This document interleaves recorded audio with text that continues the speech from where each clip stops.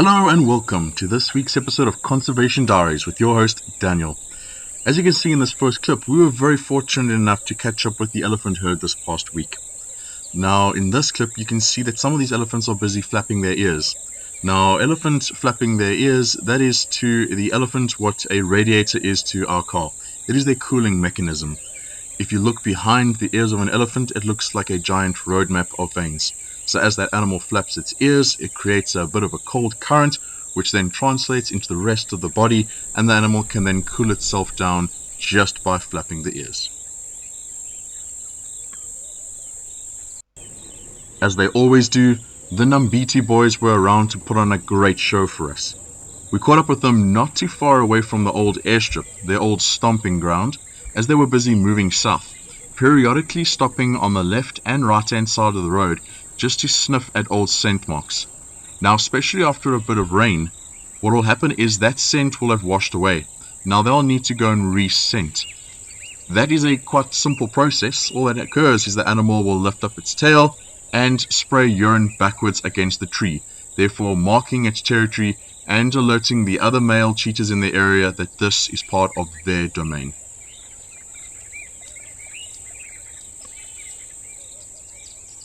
Scent marking can be a tough and tedious process, and just like a house cat at home, cheetahs are prone to a bit of playful behavior. Rolling around to scratch the back, getting up, yawning, and just generally having a good time, with not a care in the world. We left the Nambiti boys carrying on heading south, scent marking every now and then, and from time to time jumping in and out of a tree. Cheetahs will on the odd occasion climb up a very short limb just to get a better idea of their surroundings and also to see if there are any predators that are potentially in the area that could pose a potential threat to them. A couple of days ago, we managed to catch up with LM2 and LF5, who were seen alone together close to the top section of Roan Plains. Now, the reason they were alone was because they were busy mating at that time. Not seen in this clip, however, but lions, during the thick of mating, have been known to mate up to about 50 times per day. This could explain the reason why they are so tired during mating rituals, almost like running a marathon. With a very low conception rate, they do say that for every cub that reaches a year of age, the parents would have mated round about 3,000 times. That's incredible.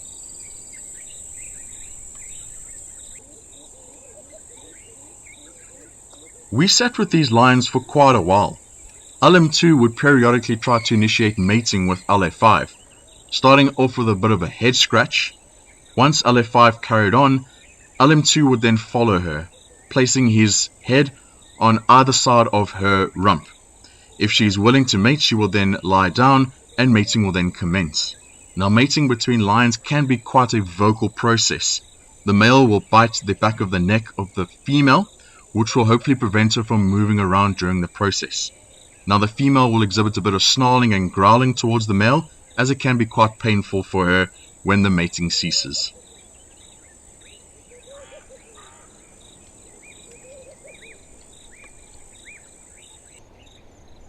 Catching up with the climbing lions of Lapalala. Now, lions will not exhibit the climbing prowess of a leopard, however, they have been known to climb very small branches. This is one of the new additions to Lapalala. At just a little bit over 4 months old, this cub was busy exhibiting very playful behavior, climbing in and out of a tree, stalking his or her siblings, and acting a little bit curious towards the vehicle. It's going to be an awesome experience to be able to watch these cubs grow old in Lapalala.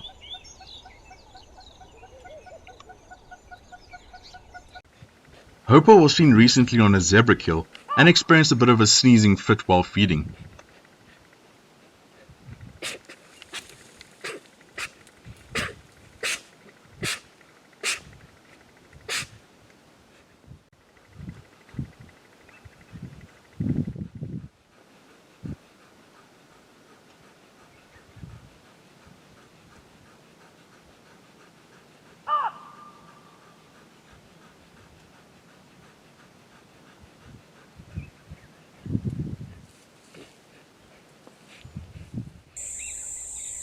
So from all of us here at Swallow, where conservation never stops, we'll catch you all next time.